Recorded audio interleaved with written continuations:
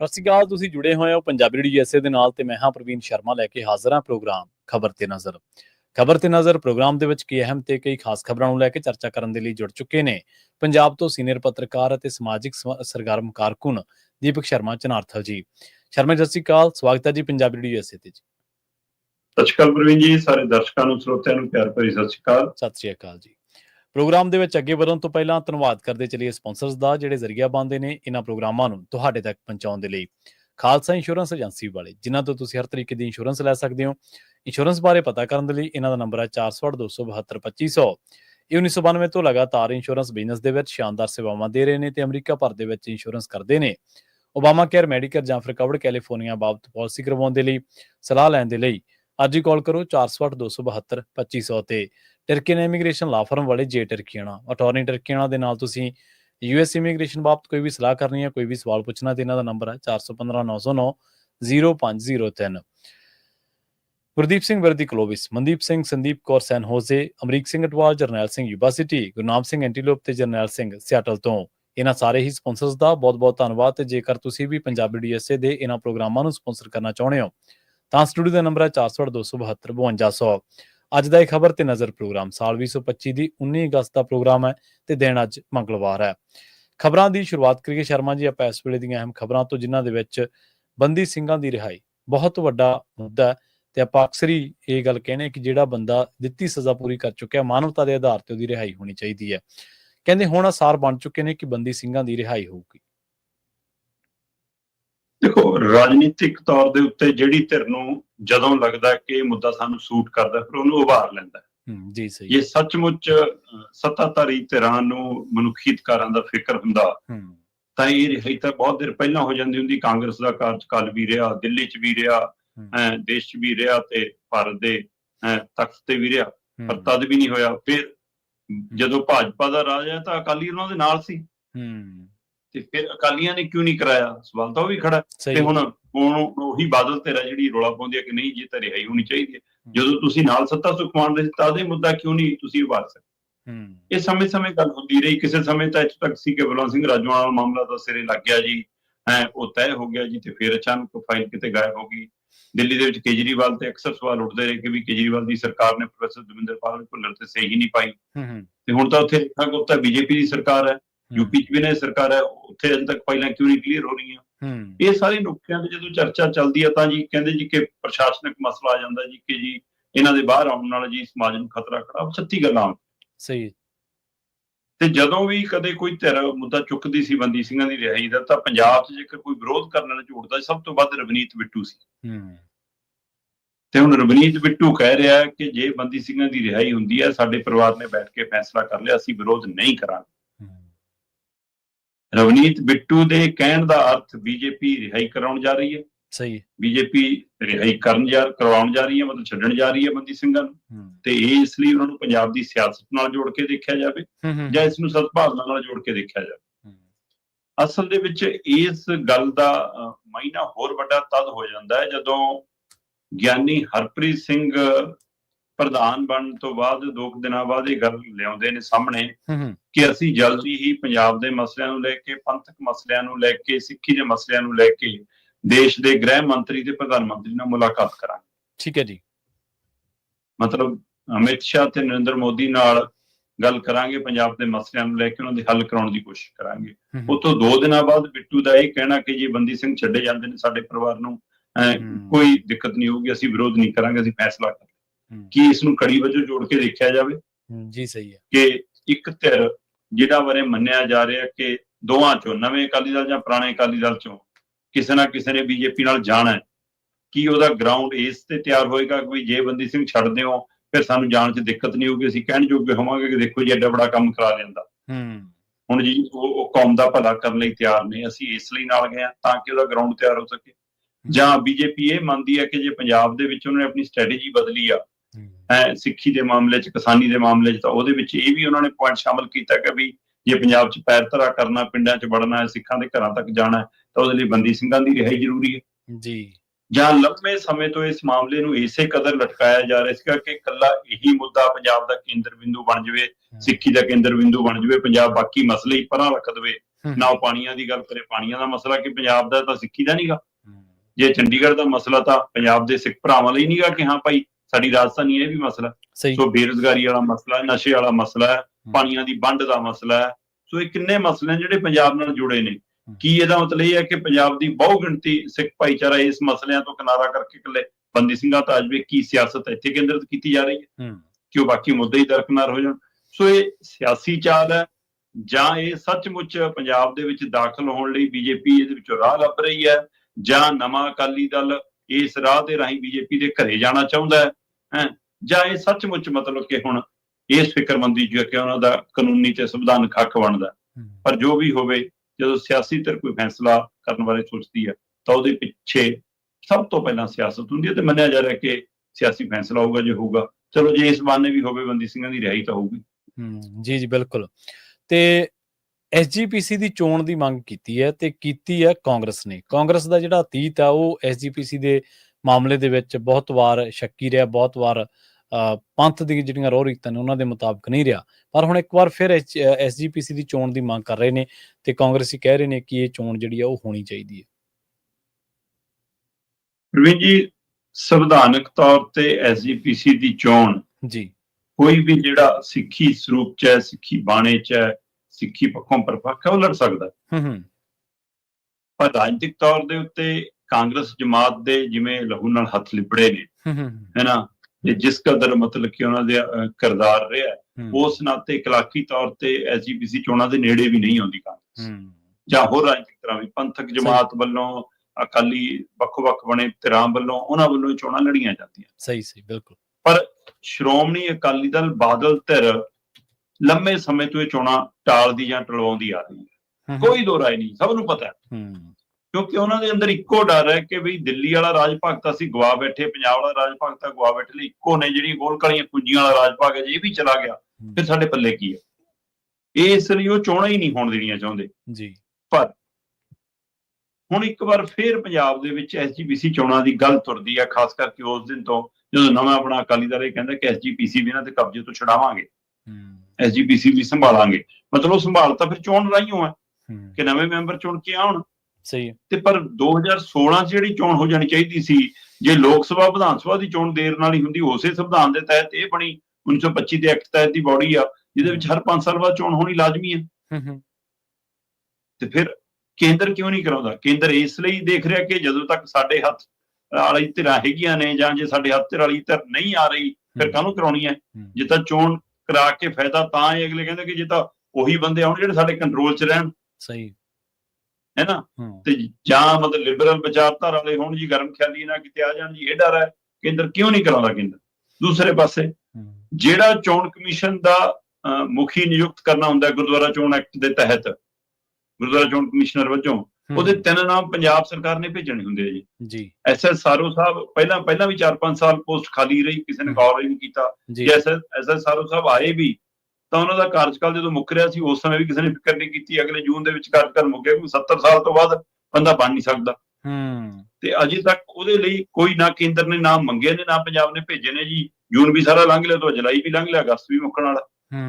ਇਹਦਾ ਮਤਲਬ ਪੰਜਾਬ ਸਰਕਾਰ ਨੂੰ ਵੀ ਲੱਗਦਾ ਕਿ ਕਿਤੇ ਐਵੇਂ ਪੰਗਾ ਲੈ ਬੈਠੀ, ਜੇ ਚੋਣਾਂ ਹੋ ਗਈਆਂ ਤੇ ਜਿਹੜੀ ਧਿਰ SGPC 'ਚ ਬਾਜੀ ਮਾਰ ਗਈ, ਕਿਤੇ ਉਹਦੀ ਹਵਾ ਵੀ 127 'ਚ ਨਾ ਚੱਲ ਪਵੇ। ਸਹੀ ਹੈ।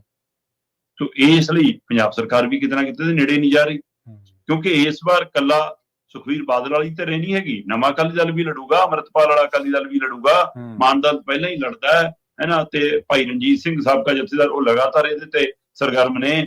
ਤੇ ਸੰਤ ਸਮਾਜ ਵੀ ਪਹਿਲਾਂ ਬਾਦਲ ਧਿਰਾਂ ਵਾਲੇ ਪਾਸੇ ਆਉਂਦਾ ਸੀ, ਐਕਟੀ ਪਤਾ ਨਹੀਂ ਕਿੱਧਰੋਂ ਆਊਗਾ। ਸੋ ਇਸ ਲਈ ਕਿੰਨੀਆਂ ਪੰਥਕ ਧਿਰਾਂ ਨੇ ਜਿਹੜੀਆਂ SGPC ਚੋਣਾਂ ਦੇ ਵਿੱਚ ਸਿੱਧੇ ਰੂਪ ਜਾਂ ਅਸਿੱਧੇ ਰੂਪ 'ਚ ਹਿੱਸਾ ਲੈਂਦੀਆਂ ਨੇ। ਸੋ ਰਾਜਨੀਤਿਕ ਧਿਰਾਂ ਦੇ ਮਾਮਲੇ 'ਚ ਜਿਹੜੀਆਂ ਰਾਜਨੀਤਿਕ ਪਾਰਟੀਆਂ ਜੇ SGPC ਚੋਣ ਲੜਨਗੀਆਂ ਤਾਂ ਸਿੱਧਾ ਇੱਕ ਪੰਜਾਬ ਸਰਕਾਰ ਨੂੰ, ਸੱਤਾਧਾਰੀ ਧਿਰ ਨੂੰ, ਜਾਂ ਇੱਥੋਂ ਤੱਕ ਕਿ ਕਾਂਗਰਸ BJP ਨੂੰ ਵੀ ਫਿਕਰ ਰਹਿੰਦਾ ਕਿ ਵੀ ਜਿਹੜੀ ਜਿੱਤ ਗਈ ਫਿਰ ਹਵਾ ਉਹਦੀ ਨਾ ਚੱਲ ਪਵੇ। ਇਸ ਲਈ ਸਹੀ ਹੈ। ਪਰ ਚੱਲਦੇ ਸੈਸ਼ਨ ਦੇ ਵਿੱਚ ਸੁਖਜਿੰਦਰ ਸਿੰਘ ਰੰਧਾਵਾ ਇਹ ਮੰਗ ਕਰ ਰਹੇ ਨੇ ਵੀ ਕਿ SGPC ਦੀਆਂ ਚੋਣਾਂ ਕਰਾਈ ਜਾਣ ਜੀ। ਸਿੱਖ ਭਾਈਚਾਰੇ ਵੱਲੋਂ, ਸਿੱਖ ਸੰਸਥਾ ਦੇ ਤੌਰ ਦੇ ਉੱਤੇ ਸਰਮੋਰ ਸੰਸਥਾ, ਬਿਲਕੁਲ ਜੀ, ਸ਼੍ਰੋਮਣੀ ਗੁਰਦੁਆਰਾ ਪ੍ਰਬੰਧਕ ਕਮੇਟੀ ਭਾਰਤੀ ਸੰਵਿਧਾਨ ਅਨੁਸਾਰ ਬਣੀ ਹੋਈ ਪ੍ਰਮੁੱਖ ਸੰਸਥਾ ਹੈ, ਜਿਹਨੇ ਦੇਸ਼ ਭਰ ਦੇ ਵਿੱਚ ਗੁਰਦੁਆਰਿਆਂ ਦਾ ਕੰਟਰੋਲ ਕਰਨਾ ਸੀ। ਪਰ ਅੱਜ ਦੀ ਤਰੀਕ ਦੇ ਵਿੱਚ ਉਹ ਪੰਜਾਬ ਤੇ ਹਿਮਾਚਲ ਦਾ ਤੇ ਚੰਡੀਗੜ੍ਹ ਤੱਕ ਰਹੇਗੀ। ਕਿੱਥੇ ਹੈ ਜੀ? ਸੋ ਹਰਿਆਣਾ ਵੱਖਰਾ ਹੋ ਗਿਆ, ਦਿੱਲੀ ਵੱਖਰਾ ਹੋ ਗਿਆ, ਹੈ ਨਾ। ਤੇ ਹੁਣ ਤਾਂ ਕੁਝ ਤਾਂ ਇਹ ਵੀ ਕਹਿਣ ਲੱਗੇ ਬਈ ਤੁਸੀਂ ਵੀ ਆਪਣੀ ਪੰਜਾਬ ਵਾਲੀ ਬਣਾ ਲਓ, ਘੱਟੋ ਘੱਟ ਚੋਣਾਂ ਦਾ ਸਮੇਂ ਸਿਰ ਕਰਾ ਲਓਗੇ, ਪਰ ਉਹ ਵੀ ਸੱਤਾਧਾਰੀ ਧਿਰ ਉਹ ਤੋਂ ਕਿਨਾਰਾ ਕਰੂਗੇ ਕਿ ਆਪਾਂ ਨਹੀਂ ਇਸ ਵਖੇੜੇ 'ਚ ਪੈਣਾ। ਤੇ ਇਹ ਸਭ ਦੇ ਦਰਮਿਆਨ ਸੁਖਜਿੰਦਰ ਰੰਧਾਵਾ, ਠੀਕ ਹੈ, ਮਤਲਬ ਕਿ ਮਾਝੇ ਦੇ ਵੱਖ-ਵੱਖ ਪਾਰਟੀਆਂ ਦੇ ਨੁਮਾਇੰਦੇ ਵੀ ਸਿੱਖੀ ਦੇ ਮੁੱਦਿਆਂ ਨੂੰ ਧਿਆਨ 'ਚ ਰੱਖ ਕੇ ਚੱਲਦੇ ਨੇ, ਕਿਉਂਕਿ ਉਹਨਾਂ ਨੂੰ ਪਤਾ ਹੈ ਕਿ ਉੱਥੇ ਪੈਰ ਧਰਾ ਇਹਨਾਂ ਮੁੱਦਿਆਂ ਤੋਂ ਬਿਨਾਂ ਸੰਭਵ ਹੈ। ਸੋ ਇਸ ਲਈ, ਪਰ ਚੰਗਾ ਹੁੰਦਾ ਇਹ ਮੁੱਦਾ ਆਜ਼ਾਦ ਹੈ ਐਮਪੀ ਵਜੋਂ ਖਾਲਸਾ ਹੋਰੀ ਚੁੱਕਦੇ, ਚੰਗਾ ਹੁੰਦਾ ਇਹ ਮੁੱਦਾ ਅਕਾਲੀ ਦਲ ਵਾਲੇ ਪਾਸਿਓਂ ਬੀਬੀ ਹਰਸਿਮਰਤ ਕੌਰ ਬਾਦਲ ਚੁੱਕਦੀ, ਠੀਕ ਹੈ, ਅੰਮ੍ਰਿਤਪਾਲ ਸਿੰਘ ਹੋਰੀ ਤਾਂ ਡਿਬਰੂਗੜ੍ਹ ਜੇਲ੍ਹ 'ਚ ਨੇ, ਤੇ ਇਹ ਦੋ ਐਮਪੀਆਂ ਨੇ ਕਿਉਂ ਨਹੀਂ ਚੁੱਕਿਆ? ਅੱਛਾ, ਜੇ ਸੁਖਜਿੰਦਰ ਰੰਧਾਵਾ ਨੇ ਚੁੱਕਤਾ ਤਾਂ ਘੱਟੋ ਘੱਟ ਆਹ ਦੋ ਐਮਪੀ ਦਾ ਸਮਰਥਨ ਚਾਹੁੰਦੇ। ਜੇ ਕਾਂਗਰਸ ਚੁੱਕ ਰਹੀ ਸੀ ਤਾਂ ਕਾਂਗਰਸ ਦੇ ਬਾਕੀ ਤਾਂ ਆਉਂਦੇ। ਬਈ ਤੁਸੀਂ 13 ਦੇ 13 ਮੁੱਦਿਆਂ ਤੇ ਇਕੱਠੇ ਕਿਉਂ ਨਹੀਂ ਹੁੰਦੇ ਜੀ? ਸਹੀ ਹੈ, ਜਿਹੜਾ ਇਹਦੇ 'ਚ ਤਾਂ ਕੋਈ ਰਾਜਨੀਤਿਕ ਮਸਲਾ ਨਹੀਂ, ਇਹ ਤਾਂ ਪੰਜਾਬ ਦੀ ਕੌਮ ਦਾ, ਸਿੱਖੀ ਦਾ, ਸੰਸਥਾ ਦਾ ਮਸਲਾ। ਤਾਂ ਵੀ ਮਤਲਬ ਇਸ ਲਈ ਇਹ ਵੀ ਨੁਕਤਾ ਵਾਚਣਯੋਗ ਹੈ। ਚਲੋ ਹੁਣ ਜੇ ਸੁਖਜਿੰਦਰ ਰੰਧਾਵਾ ਨੇ ਚੁੱਕਿਆ ਵੀ ਇਹ ਮੁੱਦਾ, ਤਦ ਵੀ ਇਸੇ ਤੇ ਨਜ਼ਰ ਰੱਖਣੀ ਪਊਗੀ ਕਿ ਕੀ ਇਸ ਮੁੱਦੇ ਨੂੰ ਚੁੱਕਣ ਤੋਂ ਬਾਅਦ ਲਿਖਤੀ ਜਵਾਬ ਆ ਗਿਆ, ਪਰ ਕੀ ਚੋਣ ਵਾਲੇ ਪਾਸੇ ਨੂੰ ਵਧਿਆ ਜਾਊਗਾ ਜਾਂ ਨਹੀਂ, ਜਾਂ ਜੇ ਟਾਲੇ ਵੱਟਿਆ ਜਾਊਗਾ ਜਦੋਂ ਕਿਸੇ ਧਿਰ ਵੱਲੋਂ ਹਰੀ ਝੰਡੀ ਮਿਲੂਗੀ ਜਿਹਦੇ ਨਾਲ ਬੀਜੇਪੀ ਨੇ ਜਾਣਾ ਹੋਊਗਾ, ਫਿਰ ਚੋਣਾਂ ਹੋਣਗੀਆਂ। ਹਾਂਜੀ, ਬਿਲਕੁਲ, ਇਹ 'ਚ ਤਾਂ ਕੋਈ ਦੋ ਰਾਏ ਨਹੀਂ ਕਿ ਜਿਹਦੇ ਨਾਲ ਬੀਜੇਪੀ ਜਾਊਗੀ ਤੇ ਉਸ ਹਿਸਾਬ ਨਾਲ, ਜਿਵੇਂ ਤੁਸੀਂ ਪਹਿਲਾਂ ਵੀ ਜ਼ਿਕਰ ਕੀਤਾ ਸੀਗਾ, ਵੀ ਚੀਜ਼ਾਂ ਰੱਖੀਆਂ ਜਾਂਦੀਆਂ ਨੇ, ਮੁੱਦੇ ਰੱਖੇ ਜਾਂਦੇ ਨੇ। ਇਹਦੇ ਵਿੱਚ ਵੀ ਕੋਈ ਦੋ ਰਾਏ ਨਹੀਂ ਕਿ ਮਾਝੇ ਦੇ ਜਿਹੜੇ ਕਾਂਗਰਸੀ ਨੇ, ਉਹ ਬੇਸ਼ੱਕ ਕਾਂਗਰਸ ਦਾ ਅਤੀਤ ਕੁਛ ਵੀ ਰਿਹਾ ਹੋਵੇ, ਉਹਨਾਂ ਨੂੰ ਵੋਟ ਬੈਂਕ ਦੇ ਮੱਦੇਨਜ਼ਰ ਹੀ ਸਹੀ ਉਹਨਾਂ ਮੁੱਦਿਆਂ ਦੇ ਉੱਤੇ ਗੱਲ ਕਰਨੀ ਪੈਂਦੀ ਹੈ। ਔਰ ਇਹ ਮੇਰੇ ਖਿਆਲ ਦੇ ਨਾਲ ਇਹ ਵੱਖ-ਵੱਖ ਪਾਰਟੀਆਂ ਦੇ ਵਿੱਚ ਹੋਣਾ ਚਾਹੀਦਾ ਹੈ ਵੀ ਆਪਦੇ ਖਿੱਤੇ ਦੀ ਗੱਲ, ਆਪਦੇ ਲੋਕਾਂ ਦੀ ਗੱਲ ਪਾਰਟੀਆਂ ਦੇ ਲੀਡਰ ਚੱਕਣ। ਇਹੀ ਤਾਂ ਅਸੀਂ ਉਹਨਾਂ ਨੂੰ ਕਹਿਣੇ ਆ ਨਾ ਵੀ ਤੁਸੀਂ ਕੇਂਦਰੀ ਕੰਟਰੋਲ ਹੇਠਾਂ ਆ ਕੇ ਕੇਂਦਰੀ ਮੁੱਦੇ ਤੇ ਤਾਂ ਬੋਲੀ ਜਾਂਦੇ, ਜਿਵੇਂ ਆਪਾਂ ਪੰਜਾਬ ਦੀ ਬੀਜੇਪੀ ਨੂੰ ਕਹਿੰਦੇ ਹੁੰਦੇ ਸੀ, ਕਦੇ ਪੰਜਾਬ ਦੇ ਮੁੱਦੇ ਤੇ ਨਹੀਂ ਬੋਲਦੇ। ਹੁਣ ਉਹ ਪੰਜਾਬ ਦੇ ਮੁੱਦਿਆਂ ਤੇ ਆਏ ਨੇ। ਚਲੋ ਇਸੇ ਬਹਾਨੇ ਬੇਸ਼ੱਕ ਉਹ ਹੈ ਤਾਂ ਕਾਂਗਰਸ ਤੋਂ ਐਮਪੀ, ਪਰ ਫਿਰ ਵੀ 13 ਐਮਪੀਆਂ ਨੂੰ ਕੁਛ ਨਹੀਂ ਹੁੰਦਾ ਜੇ ਉਹ ਪੰਜਾਬ ਦੇ ਮੁੱਦੇ ਤੇ ਜਾਂ ਕਿਸੇ ਪੰਥਕ ਅਹਿਮ ਇਸ਼ੂ ਨੂੰ ਹੱਲ ਕਰਵਾਉਣ ਦੇ ਲਈ ਆਪਣੀ ਆਵਾਜ਼ ਬੁਲੰਦ ਕਰਨ। ਇੱਕ ਹੋਰ ਪੰਥਕ ਮਸਲੇ ਤੇ ਆਪਾਂ ਗੱਲਬਾਤ ਜਿਹੜੀ ਕਰੀਏ। ਅੱਜ ਆਪਾਂ ਪੰਥਕ ਮਸਲਿਆਂ ਦੇ ਉੱਤੇ ਸ਼ੁਰੂਆਤ ਕੀਤੀ ਸੀ। ਹਰਪ੍ਰੀਤ ਸਿੰਘ, ਗਿਆਨੀ ਹਰਪ੍ਰੀਤ ਸਿੰਘ ਜੀ, ਜਿਨ੍ਹਾਂ ਨੂੰ ਹੁਣ ਨਵੀਂ ਜਿਹੜੀ ਸਿਆਸੀ ਤਨਜ਼ੀਮ ਆ ਉਹਦੀ ਜ਼ਿੰਮੇਵਾਰੀ ਵੀ ਮਿਲੀ ਹੈ। ਇੱਕ ਤੀਰ ਉਹਨਾਂ ਨੇ ਐਸਾ ਮਾਰਿਆ ਵੀ ਇੱਕ ਤੀਰ ਦੇ ਨਾਲ ਹੀ ਉਹਨਾਂ ਨੇ ਕਈ ਨਿਸ਼ਾਨੇ ਫੁੰਡ ਦਿੱਤੇ ਆ ਜੀ। ਬਿਲਕੁਲ ਜੀ, ਜਦੋਂ ਜਥੇਦਾਰ ਗਿਆਨੀ ਹਰਪ੍ਰੀਤ ਸਿੰਘ ਹੋਰਾਂ ਨੂੰ ਪਾਰਟੀ ਦੀ ਪ੍ਰਧਾਨਗੀ ਮਿਲੀ ਜੀ, ਉਸ ਤੋਂ ਬਾਅਦ ਤੈਅ ਰਣਨੀਤੀ ਤਹਿਤ ਸਿਆਸੀ ਹਮਲੇ ਬਾਦਲ ਧਿਰ ਵੱਲੋਂ ਲਗਾਤਾਰ ਬੋਲੇ ਜਾ ਰਹੇ ਸੀ, ਪਰ ਪੈਰਲਲ ਉਹਨਾਂ ਨੇ ਧਾਰਮਿਕ ਸ਼ਖਸੀਅਤਾਂ ਵੀ ਲਾਤੀਆਂ। ਐਸਜੀਪੀਸੀ ਦੇ ਪ੍ਰਧਾਨ ਦਾ ਇੱਕ ਦਿਨ ਬਿਆਨ ਆ ਗਿਆ, ਫਿਰ ਇੱਕ ਦਿਨ ਜਥੇਦਾਰ ਗਿਆਨੀ ਕੁਲਦੀਪ ਸਿੰਘ ਗੜਗੱਜ ਦਾ ਆ ਗਿਆ, ਤੇ ਫਿਰ ਹੁਣ ਸ੍ਰੀ ਹਰਿਮੰਦਰ ਸਾਹਿਬ ਦੇ ਹੈੱਡ ਗ੍ਰੰਥੀ ਗਿਆਨੀ ਰਘੁਵੀਰ ਸਿੰਘ ਦਾ ਵੀ ਆ ਗਿਆ। ਮੈਨੂੰ ਲੱਗਦਾ ਕਿ ਬਾਦਲ ਧਿਰ ਦੇ ਲੀਡਰਾਂ ਦੇ ਬਿਆਨਾਂ ਤੋਂ ਉਹਨਾਂ ਨੂੰ ਪਹਿਲਾਂ ਹੀ ਹੋਊਗਾ ਕਿ ਲੀਡਰ ਦੇ ਬਿਆਨ ਇੱਧਰੋਂ ਆਉਣਗੇ, ਧਾਮੀ ਸਾਹਿਬ ਤੇ ਗੜਗੱਜ ਸਾਹਿਬ ਦੀ ਵੀ ਜ਼ਿੰਮੇਵਾਰੀ ਮਤਲਬ ਕਿ ਮਜਬੂਰੀ ਸਮਝਦੇ ਹੋਣਗੇ, ਪਰ ਗਿਆਨੀ ਰਘੁਵੀਰ ਸਿੰਘ ਦੇ ਬਿਆਨ ਨੇ ਉਹਨਾਂ ਨੂੰ ਹੈਰਾਨ ਵੀ ਕੀਤਾ ਹੋਊਗਾ ਔਰ ਪਰੇਸ਼ਾਨ ਵੀ ਕੀਤਾ ਹੋਊਗਾ। ਨਾਲ ਸਾਥੀ ਰਹੇ, 2 ਦਸੰਬਰ ਵਾਲੇ ਫੈਸਲੇ ਇਕੱਠਿਆਂ ਕੀਤੇ, ਤੇ ਇਸ ਲਈ ਉਹਨਾਂ ਦੇ ਬਿਆਨ ਦਾ ਜਵਾਬ ਉਹਨਾਂ ਨੇ ਬਾਕਮਾਲ ਦਿੱਤਾ। ਗਿਆਨੀ ਰਘੁਵੀਰ ਸਿੰਘ ਨੇ ਵੀ ਉਹੀ ਗੱਲ ਦੁਹਰਾਈ ਸੀ ਲਗਭਗ ਕਿ ਬਈ ਤੁਸੀਂ ਪੰਥ ਦੀ ਸੇਵਾ ਕੀਤੀ ਆ, ਤੁਸੀਂ ਗੁਰੂ ਘਰ ਦੇ ਸੇਵਾਦਾਰ ਰਹੇ ਹੋ, ਐਡੇ ਪਵਿੱਤਰ ਅਹੁਦੇ ਤੇ ਰਹੇ ਹੋ, ਸ਼ੋਭਦਾ ਨਹੀਂ ਸੀ ਤੁਹਾਨੂੰ ਜਾ ਕੇ ਇੱਕ ਵਿਅਕਤੀ ਵਿਸ਼ੇਸ਼ ਵਾਲਾ ਅਹੁਦਾ ਲੈਣਾ, ਹੈ ਨਾ, ਜਾਂ ਚਾਕਰੀ ਕਰਨੀ ਵਿਅਕਤੀ ਵਿਸ਼ੇਸ਼ ਦੀ। ਏਦਾਂ ਦੀ ਕੁਛ ਗੱਲ ਉਹਨਾਂ ਨੇ ਮਤਲਬ ਉਹਨਾਂ ਬਾਰੇ ਕਹੀ। ਤੇ ਉਹਦਾ ਮੋੜਵਾਂ ਜਵਾਬ ਦਿੰਦਿਆਂ ਹੋਇਆਂ ਗਿਆਨੀ ਹਰਪ੍ਰੀਤ ਸਿੰਘ ਨੇ ਬੜੇ ਤਰਕ ਦਾ ਤੇ ਕਿਹਾ ਕਿ ਬਿਲਕੁਲ ਗਿਆਨੀ ਰਘੁਵੀਰ ਸਿੰਘ ਜੀ ਬਿਲਕੁਲ ਦਰੁਸਤ ਫਰਮਾ ਰਹੇ ਨੇ ਕਿ ਗੁਰੂ ਦੀ ਸੇਵਾ ਤੋਂ ਵੱਡੀ ਸੇਵਾ ਨਹੀਂ ਹੁੰਦੀ, ਵਿਅਕਤੀ ਵਿਸ਼ੇਸ਼ ਦੀ ਸੇਵਾ ਵੱਡੀ ਨਹੀਂ ਹੁੰਦੀ, ਗੁਰੂ ਦੀ ਸੇਵਾ ਵੱਡੀ ਹੁੰਦੀ ਹੈ, ਕਿਸੇ ਦੀ ਚਾਕਰੀ ਨਹੀਂ ਕਰਨੀ ਚਾਹੀਦੀ। ਕਹਿੰਦੇ ਉਹਨਾਂ ਦੇ ਬਿਲਕੁਲ ਦਰੁਸਤ ਉਹਨਾਂ ਦਾ ਬਿਆਨ। ਤੇ ਕਹਿੰਦੇ ਮੈਨੂੰ ਇਸੇ ਲਈ ਮੈਂ ਹੁਣ ਇੱਧਰ ਆ, ਮੈਂ ਜੇ ਉੱਥੇ ਮੈਂ ਸੇਵਾ ਕਰਨੀ ਸੀ ਫਿਰ ਮੈਨੂੰ ਬੰਦੇ ਦੀ ਉਹ ਚਾਕਰੀ ਕਰਨੀ ਪੈਣੀ ਸੀ ਤਾਂ ਸੇਵਾ ਮਿਲਣੀ ਸੀ ਮੈਨੂੰ। ਤੇ ਉਹਨਾਂ ਨੇ ਇਸ ਤਰ੍ਹਾਂ ਕਹਿ ਕੇ ਸਿੱਧਾ ਗਿਆਨੀ ਰਘੁਵੀਰ ਸਿੰਘ ਦੇ ਉੱਤੇ ਨਿਸ਼ਾਨਾ ਬਿੰਨਿਆ ਕਿ ਤੁਸੀਂ ਭਾਈ ਗੁਰੂ ਦੀ ਸੇਵਾ ਨਹੀਂ ਕਰ ਰਹੇ, ਤੁਸੀਂ ਬੰਦੇ ਦੀ ਸੇਵਾ ਕਰ ਰਹੇ ਹੋ ਇੱਕ ਦੀ, ਉਹਦੇ ਕਰਕੇ ਤੁਹਾਡੇ ਕੋਲ ਉਹਦਾ। ਕਿਉਂਕਿ ਗਿਆਨੀ ਰਘੁਵੀਰ ਸਿੰਘ ਹੋਰਾਂ ਨੂੰ ਜਦੋਂ ਜਥੇਦਾਰੀ ਤੋਂ ਹਟਾਇਆ ਗਿਆ, ਉਹ ਤੋਂ ਬਾਅਦ ਇਹ ਆਪ ਵੀ ਕਦੇ ਪੰਜ ਸਿੰਘ ਸਾਹਿਬਾਂ ਦੀ ਬੈਠਕ 'ਚ ਨਹੀਂ ਗਏ, ਗਿਆਨੀ ਸੁਲਤਾਨ ਸਿੰਘ ਨੂੰ ਵੀ ਭੇਜਿਆ ਗਿਆ। ਹੁਣ ਗਿਆਨੀ ਸੁਲਤਾਨ ਸਿੰਘ ਗਏ, ਮਤਲਬ ਗਿਆਨੀ ਰਘੁਵੀਰ ਸਿੰਘ ਦੀ ਸਹਿਮਤੀ ਨਾਲ ਗਏ, ਤੇ ਗਿਆਨੀ ਕੁਲਦੀਪ ਸਿੰਘ ਗੜਗੱਜ ਨੂੰ ਸਰੋਪਾ ਪਾ ਕੇ ਇੱਕ ਤਰ੍ਹਾਂ ਨਾਲ ਸਹਿਮਤੀ ਦੇ ਚੁੱਕੇ ਨੇ। ਤੇ ਪਰ ਜਦੋਂ ਉਹਨਾਂ ਨੂੰ ਲੱਗਿਆ ਕਿ ਮੇਰੇ ਤੋਂ ਤਾਂ ਹੁਣ ਹੈੱਡ ਗ੍ਰੰਥੀ ਦੀ ਕੁਰਸੀ ਵੀ ਖੋ ਰਹੇ ਨੇ, ਤਾਂ ਉਹ ਕੋਰਟ ਤੱਕ ਚਲੇ ਗਏ ਸੀ ਆਪਣੀ ਕੁਰਸੀ ਬਚਾਉਣ ਲਈ। ਤੇ ਜਦੋਂ ਸਮਝੌਤਾ ਹੋ ਗਿਆ ਕਿ ਕੋਈ ਕੇਸ ਵੀ ਵਾਪਸ ਲੈ ਲਓ, ਤੁਹਾਡੀ ਕੁਰਸੀ ਵੀ ਬਚੀ ਰਹੂਗੀ, ਫਿਰ ਵਾਪਸ ਵੀ ਹੋ ਗਿਆ। ਸੋ ਹੁਣ ਉਹ ਕੁਰਸੀ ਬਚਾਉਣ ਦੇ ਲਈ ਬਿਆਨ ਹੈ ਜਾਂ ਅੰਤਰਾਤਮਾ ਚੋਂ ਬਿਆਨ ਹੈ? ਸੋ ਇਸ ਲਈ ਗਿਆਨੀ ਹਰਪ੍ਰੀਤ ਸਿੰਘ ਦਾ ਨਿਸ਼ਾਨਾ ਇਹ ਇਕੱਲਾ ਇਸ ਗੱਲ ਤੇ ਨਹੀਂਗਾ ਕਿ ਤੁਹਾਡੇ ਬੋਲਾਂ ਦੇ ਹਵਾਲੇ ਨਾਲ ਕਿ ਜੀ ਤੁਸੀਂ ਮੈਨੂੰ ਕਹਿਤਾ ਤੇ ਮੈਂ ਤੁਹਾਨੂੰ ਕਹਿਤਾ ਕਿ ਤੁਸੀਂ ਤਾਂ ਬੰਦੇ ਦੀ ਸੇਵਾ ਕਰਦੇ ਹੋ। ਉਹ ਕਿਤੇ ਨਾ ਕਿਤੇ ਸਿੱਧਾ ਸੁਖਵੀਰ ਤੇ ਵੀ ਨਿਸ਼ਾਨਾ ਹੈ ਕਿ ਭਾਈ ਤੁਹਾਨੂੰ ਉਹ ਰੱਖਣ ਵਾਲਾ, ਉਹ ਚਲਾਉਣ ਵਾਲਾ, ਤੇ ਮੈਂ ਉਹਦੇ ਅਨੁਸਾਰ ਨਹੀਂ ਚੱਲਿਆ ਤਾਂ ਅੱਜ ਮੈਂ ਬਾਹਰ, ਮੈਂ ਤਾਂ ਹਟਾਇਆ ਗਿਆ। ਦੂਸਰਾ, ਇਹਦੇ ਨਾਲ ਉਹਨਾਂ ਨੇ ਇੱਕ ਗੱਲ ਹੋਰ ਕਹੀ, ਉਹ ਕਹਿੰਦੇ ਕਿ ਮੈਂ ਇੱਥੇ ਬਿਲਕੁਲ ਜੇ ਮੈਂ ਉੱਥੇ ਵੀ ਸੇਵਾ ਕਰ ਰਿਹਾ ਸੀ ਕੌਮ ਪੰਥ ਦੀ, ਇੱਥੇ ਮੈਂ ਕੌਮ ਪੰਥ ਦੀ ਸੇਵਾ ਕਰਨਾ, ਮੈਂ ਰਾਜਨੀਤਿਕ ਅਹੁਦੇ ਮੰਨਣ ਨਹੀਂ ਆਇਆ। ਨਾ ਮੈਂ MC ਬਣਨਾ, ਨਾ ਮੈਂ MLA, ਨਾ MP, ਨਾ ਮੈਂ ਮੁੱਖ ਮੰਤਰੀ। ਮੈਂ ਕੋਈ ਰਾਜਨੀਤਿਕ ਚੋਣ ਨਹੀਂ ਲੜਨੀ। ਸੋ ਇਸ ਤਰੀਕੇ ਨਾਲ ਉਹਨਾਂ ਨੇ ਮੈਨੂੰ ਸਾਰੀ ਰਾਜਨੀਤਿਕ ਪਾਰਟੀਆਂ ਨੂੰ ਸ਼ੀਸ਼ਾ ਦਿਖਾਉਣ ਦੀ ਕੋਸ਼ਿਸ਼ ਕੀਤੀ, ਖਾਸ ਕਰ ਬਾਦਲ ਧਿਰ ਨੂੰ, ਕਿ ਭਾਈ ਤੁਹਾਡੀ ਤਾਂ ਇਹ ਹੈ ਕਿ ਪ੍ਰਧਾਨ ਬਣੋ ਤਾਂ ਮੁੱਖ ਮੰਤਰੀ ਦੇ ਦਾਅਵੇਦਾਰ ਬਣੋ। ਸਹੀ ਗੱਲ। ਪ੍ਰਧਾਨ ਬਣੋ ਤਾਂ SGPC ਦਾ ਕੰਟਰੋਲ ਸੰਭਵ ਹੈਨਾ, ਪ੍ਰਧਾਨ ਬਣੋ ਤਾਂ ਜਥੇਦਾਰਾਂ ਨੂੰ ਲਾਉਣ ਦਾ ਤੇ ਹਟਾਉਣ ਦਾ ਅਧਿਕਾਰ ਤੁਹਾਨੂੰ ਬਿਨਾਂ ਉਹ ਤੋਂ ਮਿਲ ਗਿਆ।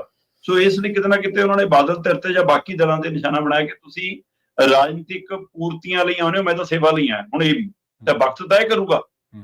ਪ੍ਰਕਾਸ਼ ਸਿੰਘ ਬਾਦਲ ਲਗਾਤਾਰ ਸਟੇਜ ਤੋਂ ਕਹਿੰਦੇ ਰਹੇ ਕਿ ਜੀ ਮੇਰੀ ਆਖਰੀ ਚੋਣ ਕਰਕੇ ਕਿੰਨੀਆਂ ਚੋਣਾਂ ਲੜ ਗਏ। ਕੈਪਟਨ ਅਮਰਿੰਦਰ ਵੀ ਕਹਿ ਗਿਆ ਸੀ ਮੈਂ ਇਹ ਤੋਂ ਬਾਅਦ ਚੋਣ ਨਹੀਂ ਲੜਨੀ, ਫਿਰ ਅਗਲੀ ਵਾਰ ਦਾਅਵੇਦਾਰ ਬਣ ਕੇ ਚੋਣ ਲੜ ਲਈ। ਸੋ ਇਸ ਲਈ ਇਹ ਤਾਂ ਆਉਣ ਵਾਲਾ ਵਕਤ ਤੈਅ ਕਰੂਗਾ ਕਿ ਗਿਆਨੀ ਹਰਪ੍ਰੀਤ ਸਿੰਘ ਦੇ ਤੇ ਖਰੇ ਉਤਰਦੇ ਨਹੀਂ, ਪਰ ਜਿਹੋ ਜੀ ਉਹਨਾਂ ਦੀ ਸ਼ਖਸੀਅਤ ਰਹੀ ਹੈ, ਜਿਹੋ ਜਿਹਾ ਉਹਨਾਂ ਦਾ ਪਿਛਲਾ ਜੀਵਨ ਤੁਰਿਆ ਆਉਂਦਾ ਰਿਹਾ, ਉਹ ਤੋਂ ਲੋਕ ਤਵੱਕੋ ਰੱਖਦੇ ਨੇ ਕਿ ਉਹ ਇਸ ਗੱਲ ਦੇ ਉੱਤੇ ਖਰੇ ਉਤਰਨਗੇ। ਤੇ ਇਸ ਲਈ ਉਹਨਾਂ ਨੇ ਇਸ ਤਰੀਕੇ ਨਾਲ ਵੀ ਕਿਹਾ। ਫਿਰ ਨਾਲ ਉਹਨਾਂ ਨੇ ਇੱਕ ਗੱਲ ਹੋਰ ਕੀ, ਉਹ ਕਹਿੰਦਾ ਭਾਈ ਜੇ ਮੈਂ ਰਾਜਨੀਤੀ ਪਿੰਡ ਚ ਆਇਆ, ਨਾ ਤਾਂ ਮੈਂ ਟਿੱਪਰ ਪਾਉਣ ਆਇਆ, ਨਾ ਮੈਂ ਰੇਤ ਮਾਫੀਆ ਬਣਨਾ, ਨਾ ਮੈਂ ਬਿਜ਼ਨਸ ਚਲਾਉਣੇ ਨੇ, ਨਾ ਮੈਂ ਕੋਈ ਰੇਹੜੀ ਫੜੀ ਦੁਕਾਨ ਲਾਉਣੀ ਆ। ਸੋ ਇਹਦੇ ਨਾਲ ਉਹਨਾਂ ਨੇ ਮਤਲਬ ਰਾਜਨੀਤਿਕ ਧਿਰਾਂ ਨੂੰ ਇਸ਼ਾਰਾ ਕੀਤਾ ਕਿ ਭਾਈ ਜਾਂ ਤਾਂ ਤੁਸੀਂ ਪਹਿਲਾਂ ਹੀ ਬਿਜ਼ਨਸਮੈਨ ਹੁੰਦੇ ਹੋ, ਆਪਣਾ ਬਿਜ਼ਨਸ ਬਚਾਉਣ ਲਈ, ਉਹਨੂੰ ਚਲਾਉਣ ਲਈ, ਹੋਰ ਵੱਡਾ ਕਰਨ ਲਈ ਰਾਜਨੀਤੀ ਚਾਹੁੰਦੇ ਹੋ, ਜਾਂ ਤੁਸੀਂ ਆ ਕੇ ਇੱਧਰ ਆਉਣੀ ਸੇਵਾ ਕਰਨ ਦੇ ਨਾਂ ਦੇ ਉੱਤੇ ਬਾਅਦ ਚੋਂ ਬਿਜ਼ਨਸਮੈਨ ਬਣ ਜਾਂਦੇ ਹੋ। ਸੋ ਇਸ ਲਈ ਉਹਨਾਂ ਨੇ ਕਿਤੇ ਨਾ ਕਿਤੇ ਇੱਕ ਤੀਰ ਨਾਲ ਕਈ ਨਿਸ਼ਾਨੇ ਟੁੰਬੇ ਜੀ। ਦੇਖੋ ਬੇਸ਼ੱਕ ਉਹ ਆਪਣੇ ਆਪ ਨੂੰ ਗੈਰ ਸਿਆਸੀ ਕਹਿੰਦੇ ਆ ਵੀ ਮੈਂ ਤਾਂ ਸਿਆਸਤ ਦੇ ਵਿੱਚ ਕਦੇ ਰਿਹਾ ਨਹੀਂ, ਪਰ ਜਿਹੜੀ ਉਹਨਾਂ ਨੇ ਤਕਰੀਰ ਦਿੱਤੀ ਸੀ ਪ੍ਰਧਾਨ ਬਣਦੇ ਤੇ ਜਿਸ ਤਰੀਕੇ ਨਾਲ ਉਹ ਮੀਡੀਆ ਨੂੰ ਜਵਾਬ ਦਿੰਦੇ ਨੇ ਵੱਖ-ਵੱਖ ਗੱਲਾਂ ਦੇ ਉੱਤੇ, ਵੱਖ-ਵੱਖ ਸਵਾਲਾਂ ਦੇ ਉੱਤੇ, ਤਾਂ ਉਹ ਤੋਂ ਲੱਗਦਾ ਕਿ ਉਹ ਇਹ ਇਸ ਤਰ੍ਹਾਂ ਜਵਾਬ ਦਿੰਦੇ ਨੇ ਜਿਵੇਂ ਕੋਈ ਮੰਝਿਆ ਹੋਇਆ ਸਿਆਸਤਦਾਨ, ਜਿਵੇਂ ਤੁਸੀਂ ਪ੍ਰਕਾਸ਼ ਬਾਦਲ ਦਾ ਜ਼ਿਕਰ ਕੀਤਾ ਵੀ ਜਿਵੇਂ ਉਹ ਦਿੰਦਾ ਹੁੰਦਾ। ਅਗਲੀ ਗੱਲ ਕਰੀਏ PRTC ਦੀ ਇੱਕ ਬੱਸ ਦੀ। PRTC ਦੀਆਂ ਬੱਸਾਂ ਨੇ ਜਾਂ ਕੋਈ ਵੀ ਬੱਸ ਤੇ ਆਪਾਂ ਨੂੰ ਲੱਗਦਾ ਵੀ ਇਹ ਸਵਾਰੀਆਂ ਢੋਣ ਦੇ ਲਈ ਹੈ ਬੱਸ, ਚਾਹੇ ਮਿੰਨੀ ਬੱਸ ਹੈ ਚਾਹੇ ਵੱਡੀ ਬੱਸ ਹੈ, ਪਰ ਕਹਿੰਦੇ ਕਿ PRTC ਦੀ ਇੱਕ ਬੱਸ ਅਜਿਹੀ ਹੈ ਜਿਹੜੀ ਤੁਰਦੀ ਫਿਰਦੀ ਡੋਡਿਆਂ ਦਾ ਡਿਪੂ ਬਣੀ ਹੈ ਜੀ।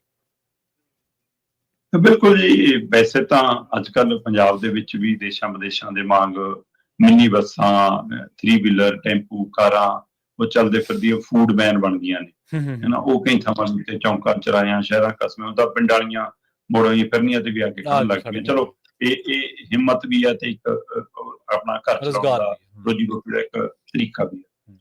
ਪਰ ਜੇ ਚੱਲਦੀ ਫਿਰਦੀ ਬੱਸ ਮਤਲਬ ਡੋਡਿਆਂ ਦਾ ਡਿਪੂ, ਡੋਡਿਆਂ ਦਾ ਠੇਕਾ ਬਣ ਜਾਵੇ ਫਿਰ ਤਾਂ ਹੈਰਾਨੀ ਹੋਊਗੀ। ਹੋਇਆ ਇਹ ਕਿ ਫਗਵਾੜਾ ਪੁਲਿਸ ਨੂੰ ਕਹਿੰਦੇ ਕੋਈ ਸੂਚਨਾ ਮਿਲੀ ਤੇ ਉਹਨਾਂ ਨੇ ਡਿਪੂ ਮਤਲਬ ਕਿ ਬੱਸ ਅੱਡੇ ਜਾ ਕੇ ਇੱਕ ਬੱਸ ਘੇਰ ਲਈ। ਜਦੋਂ ਬੱਸ ਘੇਰੀ ਤੇ ਉਹਦੀ ਜਾਂਚ ਕੀਤੀ, ਉਹਦੇ ਚੋਂ 53 ਕਿਲੋ ਡੋਡਾ ਪੋਸਤ ਮਿਲਿਆ ਜੀ। ਠੀਕ ਹੈ। 53 ਕਿਲੋ ਬੋਰੀਆਂ ਚ ਭਰਿਆ ਹੋਇਆ ਤੇ ਉਹ ਫੜ ਲਿਆ। ਹੁਣ ਡਰਾਈਵਰ ਕੰਡਕਟਰ ਸੀਗੇ ਹਰਦੇਵ ਸਿੰਘ ਹੁਸ਼ਿਆਰਪੁਰ ਨਾਲ ਸੰਬੰਧਿਤ ਹੈ, ਲਵਪ੍ਰੀਤ ਸਿੰਘ ਤਰਨਤਾਰਨ ਨਾਲ ਸੰਬੰਧਿਤ ਹੈ, ਦੋਵੇਂ ਫੜ ਲਏ ਤੇ NDPS ਦੇ ਐਕਟ ਦੇ ਤਹਿਤ ਉਹਨਾਂ ਦੇ ਉੱਤੇ ਪਰਚਾ ਹੋਇਆ, ਪੇਸ਼ ਕੀਤੇ, ਇੱਕ ਦਿਨ ਦਾ ਰਿਮਾਂਡ ਲੈ ਲਿਆ। ਹੋ ਸਕਦਾ ਕਿ ਹੁਣ ਇਹ ਪੁੱਛਣਾ ਹੋਵੇ ਕਿ ਮਾਲ ਕਿੱਥੋਂ ਲਿਆਉਂਦੇ ਸੀ, ਕਿਹਨੂੰ ਸਪਲਾਈ ਕਰਦੇ ਸੀ, ਕੀ ਕਰਦੇ। ਇਹ PRTC ਦੀ ਬੱਸ ਜਿਹੜੀ PB 08EW 5159 ਇਹ ਜੀ ਦਿੱਲੀ ਤੋਂ ਕਪੂਰਥਲਾ ਰੂਟ ਤੇ ਚੱਲਦੀ ਸੀ। ਠੀਕ ਹੈ। ਤੇ ਇਹਦੇ ਵਿੱਚੋਂ ਕਹਿੰਦੇ ਜੀ ਕਿ ਰਿਪੋਰਟਾਂ ਲਗਾਤਾਰ ਪੁਲਿਸ ਨੂੰ ਮਿਲੀਆਂ ਸੀ ਕਿ ਗਾਹੇ ਬਗਾਏ ਇਹ ਢੋਆ ਢਵਾਈ ਕਰਦੇ ਨੇ। ਠੀਕ ਹੈ, ਲੋਕ ਬੱਸਾਂ ਰਾਹੀਂ ਆਪਣਾ ਸਮਾਨ ਫੜਾਇਆ, ਉਧਰ ਪਹੁੰਚ ਗਿਆ, ਇੱਧਰ ਪਹੁੰਚ ਗਿਆ, ਬਹੁਤ ਕੁਝ ਚੱਲਦਾ ਕਿ ਤੁਸੀਂ ਆਪਣਾ ਕੋਈ ਪੈਕਟ ਦੇਤਾ, ਕੋਈ ਬੋਰੀ ਰੱਖਿਆ ਹੈ, ਕੋਈ ਥੈਲਾ ਰੱਖਿਆ ਹੈ, ਉਹ ਕੰਡਕਟਰ ਡਰਾਈਵਰ ਤੇ ਭਰੋਸਾ ਹੁੰਦਾ ਕਿ ਬਈ ਅੱਗੇ ਬੰਦਾ ਦੇ ਕੇ ਲੈ ਲੂਗਾ, ਉਹ ਇਹਨਾਂ ਦਾ ਉੱਪਰਲਾ ਜੇਬ ਖਰਚਾ ਵੀ ਨਿਕਲ ਜਾਂਦਾ ਹੈ ਨਾ, ਇਹ ਤੋਂ 100-200 ਰੁਪਏ ਕਿਤੋਂ ਲੈ ਲਿਆ, ਇਹ ਵੀ ਕੰਮ ਚੱਲੀ ਜਾਂਦੇ ਨੇ। ਪਰ ਜੇ ਮਤਲਬ ਕਿ ਤੁਸੀਂ ਗੈਰ ਕਾਨੂੰਨੀ ਚੀਜ਼ਾਂ ਹੀ ਪਹੁੰਚਾਉਣ ਲੱਗ ਜਾਓਗੇ ਫਿਰ ਤਾਂ ਸਵਾਲ ਹੋਣਗੇ। ਸੋ ਹੁਣ ਜੀ ਇਹ ਫਗਵਾੜਾ ਪੁਲਿਸ ਨੇ ਕਾਰਵਾਈ ਕੀਤੀ ਹੈ। ਹੁਣ ਇਹ ਇੱਕੋ ਬੱਸ ਹੈ ਜਾਂ ਇਹ ਹੋਰ ਬੱਸਾਂ ਵੀ ਹੈ, ਜਾਂਚ ਤਾਂ ਇਹਦੀ ਵੀ ਹੋ ਜਾਣੀ ਚਾਹੀਦੀ। ਕੋਈ ਸਮਾਂ ਸੀਗਾ ਇਹ ਸਿਆਸੀ ਲੋਕ ਵੀ ਜਿਹੜੇ ਰਾਜਨੀਤਿਕ ਲੋਕ ਆ ਉਹ ਵੀ ਇੱਕ ਦੂਜੇ ਦੇ ਦੋਸ਼ ਲਾਉਂਦੇ ਸੀ ਵੀ ਐਂਬੂਲੈਂਸਾਂ ਦੇ ਵਿੱਚ ਫਲਾਣੇ ਨੇ ਚਿੱਟਾ ਢੋਇਆ। ਐਂਬੂਲੈਂਸਾਂ ਦੀ ਤਾਂ ਵਰਤੋਂ ਆਈ ਸੀ, ਪਰ ਹੁਣ ਸਿਆਸੀ ਆ ਜਿਹੜਾ ਜਨਤਕ ਚੀਜ਼ਾਂ ਨੇ, ਜਨਤਕ ਅਮਲਾ ਫਲ ਆ ਜਿਹੜਾ, ਉਹ ਵੀ ਇਹਨਾਂ ਚੀਜ਼ਾਂ ਦੇ ਵਿੱਚ ਘਿਰਨ ਲੱਗ ਪਿਆ। ਹਾਲਾਂਕਿ ਜ਼ਰੂਰੀ ਨਹੀਂ ਕਈ ਚੀਜ਼ਾਂ ਦੇ ਵਿੱਚ ਲਾਲਚ ਹੋਵੇ, ਕਈ ਚੀਜ਼ਾਂ ਦੇ ਵਿੱਚ ਤੁਹਾਡਾ ਮੋਰਲ ਗਰਾਊਂਡ ਵੀ ਹੁੰਦਾ ਕਿ ਇੱਥੋਂ ਇਸ ਮਹਿਕਮੇ ਤੋਂ ਅਸੀਂ ਰੋਟੀ ਖਾ ਰਹੇ ਹਾਂ, ਸਾਡੀ ਰੋਜ਼ੀ ਰੋਟੀ ਚੱਲਦੀ ਹੈ ਤੇ ਕਿਉਂ ਅਸੀਂ ਇਹਨੂੰ ਦਾਗਦਾਰ ਕਰਨਾ। ਜਾਂਦੇ ਜਾਂਦੇ ਗੱਲ ਕਰੀਏ ਭਾਰਤ ਪੱਧਰ ਦੀ ਕੌਮੀ ਸਿਆਸਤ ਦੇ ਬਾਰੇ। ਉਪ ਰਾਸ਼ਟਰਪਤੀ ਦੀ ਚੋਣ ਦੀ ਅੱਜ ਕੱਲ੍ਹ ਖਾਸੀ ਚਰਚਾ। ਕਹਿੰਦੇ ਉਪ ਰਾਸ਼ਟਰਪਤੀ ਜਿਹੜਾ ਅਗਲਾ ਆ ਰਿਹਾ, ਮਿਲਣ ਜਾ ਰਿਹਾ ਭਾਰਤ ਨੂੰ, ਉਹ ਦੱਖਣੀ ਭਾਰਤ ਤੋਂ ਹੋਊਗਾ ਜੀ। ਬਿਲਕੁਲ ਜੀ, ਇਹ ਤਾਂ ਤੈਅ ਹੀ ਹੈ ਕਿ ਅਗਲਾ ਉਪ ਰਾਸ਼ਟਰਪਤੀ ਦੱਖਣੀ ਭਾਰਤ ਤੋਂ ਬਣੇਗਾ, ਕਿਉਂਕਿ 2 ਉਮੀਦਵਾਰ ਜਿਹੜੇ ਆਮੋ ਸਾਹਮਣੇ ਨੇ ਉਹ ਦੱਖਣੀ ਭਾਰਤ ਤੋਂ ਹੀ ਨੇ। ਠੀਕ ਹੈ ਜੀ। ਵੈਸੇ ਤਾਂ NDA ਭਾਰੂ ਹੈ, ਇਹਦੇ ਵਿੱਚ NDA ਕੋਲ ਗਿਣਤੀ ਪੱਖੋਂ ਪੂਰੀ ਹੈ ਗੱਲ, ਤੇ NDA ਨੇ ਸਭ ਤੋਂ ਪਹਿਲਾਂ CP ਰਾਧਾ ਕ੍ਰਿਸ਼ਨਨ ਨੂੰ ਉਮੀਦਵਾਰ ਬਣਾਇਆ ਸੀ, ਜਿਹੜੇ ਤਾਮਿਲਨਾਡੂ ਨਾਲ ਸੰਬੰਧਿਤ ਨੇ, ਕਿਉਂਕਿ ਤਾਮਿਲਨਾਡੂ ਦੀ ਸਰਕਾਰ ਨਾਲ ਖਾਸਾ ਪੇਚਾ ਫਸਿਆ ਮੋਦੀ ਸਰਕਾਰ ਦਾ। ਜਿਵੇਂ ਉੱਥੋਂ ਦੇ ਮੁੱਖ ਮੰਤਰੀ ਲੜ ਰਹੇ ਨੇ ਨੰਗੇ ਧੜ ਲੜਾਈ ਖੁਦ ਮੁਖਤਿਆਰੀ ਦੀ, ਸੂਬਿਆਂ ਦੇ ਅਧਿਕਾਰਾਂ ਦੀ, ਭਾਸ਼ਾ ਦੀ, ਤੇ ਉਹਦੇ ਉੱਤੇ ਮਤਲਬ ਕਿ ਇਹ ਖਾਸੀ ਚੁਣੌਤੀ ਬਣੇ ਹੋਏ ਨੇ ਬੀਜੇਪੀ ਦੇ। ਸੋ ਬੀਜੇਪੀ ਦੀ ਉਹਦੀ ਘਾਟ ਵਜੋਂ ਕਿ ਵੀ ਆ ਲੋ ਅਸੀਂ ਸੀਪੀ ਰਾਧਾ ਕ੍ਰਿਸ਼ਨ ਨੂੰ ਇਸ ਖੇਤਰ ਤੋਂ ਦੱਖਣੀ ਭਾਰਤ ਤੋਂ ਹੀ ਉਮੀਦਵਾਰ ਬਣਾਤਾ। ਸੋ ਉਹਨੇ ਉਮੀਦਵਾਰ ਬਣਾਤਾ। ਅੱਛਾ, ਫਿਰ ਇਹਦੇ ਨਾਲ ਇੰਡੀਆ ਗੱਠਜੋੜ ਲਈ ਵਿਰੋਧੀ ਧਿਰ ਲਈ ਫਿਕਰ ਵੱਧ ਗਿਆ ਕਿ ਦੱਖਣੀ ਭਾਰਤ ਦੇ ਵਿੱਚ ਇੱਕ ਗੱਲ ਅਜੇ ਵੀ ਚੰਗੀ ਹੈ, ਜਦੋਂ ਉਹਨਾਂ ਦੇ ਸੂਬੇ ਦਾ ਕੋਈ, ਉਹਨਾਂ ਦੇ ਖੇਤਰ ਦਾ ਕੋਈ, ਉਹਨਾਂ ਦੇ ਇਲਾਕੇ ਦਾ ਕੋਈ ਬੰਦਾ ਨੁਮਾਇੰਦਗੀ ਲਈ ਆਉਂਦਾ ਹੈ ਤਾਂ ਉਹ ਚਾਹੇ ਸੱਤਾਧਾਰੀ ਚੁਣ ਚਾਹੇ ਵਿਰੋਧੀ ਧਿਰ ਚੁਣ, ਸਾਰੇ ਇਕਜੁੱਟ ਹੋ ਜਾਂਦੇ ਨੇ ਉਸ ਨਾਮ ਤੇ ਹੁਣ ਇੱਥੇ ਸਾਡੇ ਮਤਲਬ ਕਿ ਉੱਤਰੀ ਭਾਰਤ ਤਾਂ ਛੱਡੋ, ਆਪਣੇ ਸੂਬੇ ਦੇ ਨਹੀਂ 13 ਇਕੱਠੇ ਹੁੰਦੇ ਹੈ ਨਾ, ਤੇ ਉੱਥੇ ਦਾ ਮਤਲਬ ਕਿ ਸਾਰੀ। ਸੋ ਇਹ ਡਰ ਫਿਰ ਇੰਡੀਆ ਗੱਠਜੋੜ ਨੂੰ ਪੈ ਕੇ ਸਾਡੇ ਵਾਲੇ ਪਾਸੇ ਜਿਹੜੇ ਦੱਖਣੀ ਭਾਰਤੀ ਹੈਗੇ ਨੇ ਉਹ ਸਾਰੇ ਉੱਧਰ ਪੈ ਜਾਣਗੇ ਤੇ ਕਿ ਉਹਨਾਂ ਦਾ ਬਹਾਵ ਕਿਵੇਂ ਰੋਕਿਆ ਜਾਵੇ। ਉਹ ਕਹਿੰਦੇ ਫਿਰ ਉਸੇ ਖੇਤਰ ਤੋਂ ਆਪਾਂ ਵੀ ਉਮੀਦਵਾਰ ਲਿਓ। ਫਿਰ ਇਹਨਾਂ ਨੇ retired justice B Sudarshan ready ਹੋਰਾਂ ਨੂੰ, ਜਿਹੜੇ ਤਾਮਿਲਨਾਡੂ ਨਾਲ, ਆਂਧਰਾ ਪ੍ਰਦੇਸ਼ ਨਾਲ ਸੰਬੰਧਿਤ ਨੇ, ਸੋ ਉਹਨਾਂ ਨੂੰ ਲਿਆਏ। ਸੋ ਉਹ ਗੁਹਾਟੀ ਦੇ ਚੀਫ ਜਸਟਿਸ ਰਹੇ ਨੇ। ਸੋ ਇਸ ਲਈ ਹੁਣ ਇਹ ਆਮੋ ਸਾਹਮਣੇ ਜਦੋਂ ਦੋ ਧਿਰਾਂ ਹੋ ਗਈਆਂ, ਬੇਸ਼ੱਕ ਗਿਣਤੀ 391 ਚਾਹੀਦੀ ਹੁੰਦੀ ਆ, ਕੁੱਲ 782 ਆ ਇਸ ਮੌਕੇ। ਲੋਕ ਸਭਾ ਦੇ ਵਿੱਚ 543 ਸੀਟਾਂ ਨੇ ਪਰ 542 ਨੇ ਇੱਕ ਸੀਟ ਖਾਲੀ ਆ ਜੇ। ਇਸੇ ਤਰ੍ਹਾਂ ਰਾਜ ਸਭਾ ਚ 245 ਨੇ ਪਰ 240 ਨੇ 5 ਸੀਟਾਂ ਜੇ ਖਾਲੀ ਨੇ। ਸੋ 240 ਤੇ 542 ਮਿਲਾ ਕੇ 782 ਕੁੱਲ ਮੈਂਬਰ ਬਣਦੇ ਨੇ ਲੋਕ ਸਭਾ ਰਾਜ ਸਭਾ ਦੇ, ਜਿੱਚੋਂ 391 ਬਹੁਮਤ ਲਈ ਚਾਹੀਦੇ ਨੇ। ਪਰ ਐਨਡੀਏ ਕੋਲ 422 ਦੀ ਗਿਣਤੀ ਹੈ, ਮਤਲਬ 31 ਮੈਂਬਰ ਉਹਨਾਂ ਕੋਲ ਵੱਧ ਨੇ, ਹੈ ਨਾ। ਤੇ ਜਦੋਂ ਧਨਖੜ ਹੋਰੀ ਬਣੇ ਸੀ ਤਾਂ 528 ਸੀ। ਵੈਸੇ ਧਨਖੜ ਉਹਨਾਂ ਦੀ ਵੀ ਭਾਲ ਹੋ ਰਹੀ ਹੈ ਕਿ ਕਿੱਥੇ ਗਵਾਚ ਗਏ, ਤੇ ਕਪਲ ਸਿੱਬਲ ਤਾਂ ਕਹਿੰਦੇ ਕਿਤੇ ਅਗਵਾ ਤਾਂ ਨਹੀਂ ਕਰ ਲਏ ਕਿ ਜੇ ਚੋਣਾਂ ਤੋਂ ਪਹਿਲਾਂ ਬਾਹਰ ਆ ਗਏ ਤਾਂ ਥੋੜਾ ਖਲਾਰਾ ਪੈ ਜਾਊਗਾ, ਕਿ ਉਪ ਰਾਸ਼ਟਰਪਤੀ ਚੋਣ ਤੋਂ ਬਾਅਦ ਇਹ ਬਾਹਰ ਕੱਢੋਗੇ, ਉਹਨਾਂ ਨੂੰ ਕਿੱਥੇ ਲੁਕੋਇਆ। ਇਸ ਤੱਕ ਸਵਾਲ ਉੱਠ ਰਹੇ ਤੇ ਇਹਨਾਂ ਕੋਲ ਇੰਡੀਆ ਗੱਠਜੋੜ ਕੋਲ ਬੇਸ਼ੱਕ ਘੱਟ ਹੈ, 312 ਗਿਣਤੀ ਹੈ, ਪਰ ਮੋਰਲ ਤੌਰ ਦੇ ਉੱਤੇ ਸੱਤਾਧਾਰੀ ਧਿਰ ਨੂੰ ਇਹ ਦੱਸਣਾ ਕਿ ਐਂ ਥੋੜਾ ਸ਼ਰੇਆਮ ਨਹੀਂ ਜਿੱਤੂਗਾ, ਚੋਣ ਤਾਂ ਲੜਨੀ ਪਊਗੀ। ਤਾਂ ਇਹ ਪ੍ਰਕਿਰਿਆ ਹੁੰਦੀ ਹੈ ਕਿ ਵਿਰੋਧੀ ਧਿਰ ਹੈਗੀ ਆ ਦੱਸਣ ਲਈ। ਸਹੀ ਹੈ। ਦੂਜਾ ਫਿਰ ਮਤਲਬ ਕਿ ਇਸ ਤਰ੍ਹਾਂ ਮਤਲਬ ਕਿ ਜਦੋਂ ਆਹ ਮਸਲਾ ਆਇਆ ਤਾਂ ਉਹਨੂੰ ਲੱਗਿਆ ਕਿ ਕਿਤੇ ਇਹ ਨਾ ਹੋਵੇ ਕਿ ਸਾਰਾ ਵਹਾਅ ਉੱਧਰ ਨੂੰ ਚਲਾ ਜਾਵੇ, ਉਹਦਾ ਅਸਰ ਦੂਰ ਤੱਕ ਜਾਂਦਾ, ਇਸ ਲਈ ਚੋਣ ਲੜਨਾ ਜ਼ਰੂਰੀ ਹੋ ਗਿਆ। ਹਾਂ, ਅਜੇ ਵੀ ਚੁਣੌਤੀ ਖੜੀ ਰਹੂਗੀ ਵਿਰੋਧੀ ਧਿਰ ਲਈ, ਕਿਉਂਕਿ ਇਸ ਮੌਕੇ ਉਹਨਾਂ ਨੇ ਸੱਤਾਧਾਰੀ ਧਿਰ ਨੂੰ ਬਿਹਾਰ ਤੋਂ ਲੈ ਕੇ ਦੇਸ਼ ਦੇ ਵਿੱਚ ਚੋਣ ਚੋਰੀ ਤੱਕ ਹੈ ਨਾ, ਜਾਂ ਮਿਸ਼ਨ ਸੰਧੂਰ ਤੱਕ ਕਿੰਨਾ ਹੀ ਮੁੱਦਿਆਂ ਤੇ ਘੇਰਿਆ ਹੋਇਆ। ਤੇ ਪਰ ਜੇ ਇੱਥੇ 312 ਦੀ ਬਜਾਏ ਇਹਨਾਂ ਦੀਆਂ ਵੋਟਾਂ 310 ਵੀ ਨਿਕਲਦੀ ਤਾਂ ਵੀ ਸਵਾਲ ਆ ਜਾਊਗਾ ਕਿ ਲਓ ਜੀ ਕ੍ਰੋਸ ਵੋਟਿੰਗ ਹੋ ਗਈ। ਸੋ ਇਹਨਾਂ ਨੇ ਆਪਣੀ ਵੋਟ ਬੈਂਕ ਨੂੰ ਬਚਾ ਕੇ ਰੱਖਣ ਵਿੱਚ ਚੁਣੌਤੀ ਹੋਊਗੀ। ਜਿੱਥੇ ਲੜਕੇ ਸੁਨੇਹਾ ਦੇਣਾ ਚਾਹੁੰਦੇ ਨੇ ਉੱਥੇ ਇਹ ਵੀ ਇਹਨਾਂ ਦੀ ਜ਼ਿੰਮੇਵਾਰੀ ਬਣਦੀ ਹੈ। ਪਰ ਇੰਨਾ ਤੈਅ ਹੈ ਜੀ ਕਿ ਚਾਹੇ ਰਾਧਾ ਕ੍ਰਿਸ਼ਨ ਵੰਡ ਤੇ ਚਾਹੇ ਸੁਦਰਸ਼ਨ ਰੈਡੀ ਇਸ ਵਾਰ ਦੱਖਣੀ ਭਾਰਤ ਨੂੰ ਮਿਲਣਾ ਜੀ, ਦੱਖਣੀ ਭਾਰਤ ਖੇਤਰ ਤੋਂ ਹੋਣਾ ਸਾਡਾ ਅਗਲੇ ਉਪ ਰਾਸ਼ਟਰਪਤੀ। ਜੀ ਬਿਲਕੁਲ। ਤੇ ਜਿਵੇਂ ਤੁਸੀਂ ਸ਼ੁਰੂਆਤ ਦੇ ਵਿੱਚ ਹੀ ਕਿਹਾ ਸੀ ਸ਼ਰਮਾ ਜੀ ਕਿ ਦੱਖਣੀ ਭਾਰਤ ਦੇ ਜਿਹੜੇ ਲੀਡਰ ਨੇ ਆਪਣੇ ਖੇਤਰਾਂ ਦੇ ਲਈ, ਇਲਾਕਿਆਂ ਲਈ, ਖਿੱਤੇ ਦੇ ਲੋਕਾਂ ਦੇ ਹਿੱਤਾਂ ਲਈ ਡਟ ਜਾਂਦੇ ਨੇ, ਤੇ ਹੋ ਸਕਦਾ ਇਹਨਾਂ ਤੋਂ ਵੀ ਉਮੀਦ ਰੱਖੀ ਜਾ ਸਕੇ। ਪਰ ਐਨਡੀਏ ਵਾਲੇ ਜਿਹੜੇ ਬੰਦੇ ਨੂੰ ਲਿਆਉਂਦੇ ਨੇ ਉਹਦੀ ਰੀੜ੍ਹ ਦੀ ਹੱਡੀ ਕੱਢ ਕੇ ਲਿਆਉਂਦੇ ਨੇ। ਪਤਾ ਨਹੀਂ ਉਹ ਡਾਕਟਰ ਰਾਧਾ ਕ੍ਰਿਸ਼ਨ ਜਿਹੜੇ ਨੇ ਉਹ ਆਪਣੇ ਇਲਾਕਿਆਂ ਲਈ, ਆਪਣੇ ਲੋਕਾਂ ਦੇ ਲਈ ਖੜਨਗੇ ਜਾਂ ਨਹੀਂ, ਜੇ ਉਹ ਚੁਣੇ ਜਾਂਦੇ ਨੇ ਤਾਂ। ਸ਼ਰਮਾ ਜੀ ਨਾਲ ਖਾਸ ਖਬਰਾਂ ਤੇ ਖਾਸ ਜਾਣਕਾਰੀਆਂ ਦੇ ਲਈ ਤੁਹਾਡਾ ਬਹੁਤ ਬਹੁਤ ਧੰਨਵਾਦ ਜੀ। ਸਤਿ ਸ਼੍ਰੀ ਅਕਾਲ। ਪ੍ਰੋਗਰਾਮ ਖਬਰ ਤੇ ਨਜ਼ਰ ਨੂੰ ਆਪਾਂ ਇੱਥੇ ਸਮਾਪਤ ਕਰਾਂਗੇ। ਤੁਹਾਡਾ ਸਾਰਿਆਂ ਦਾ ਵੀ ਬਹੁਤ ਧੰਨਵਾਦ। ਸਤਿ ਸ਼੍ਰੀ ਅਕਾਲ। ਜੁੜੇ ਰਹੋ ਪੰਜਾਬੀ ਰੇਡੀਓ US।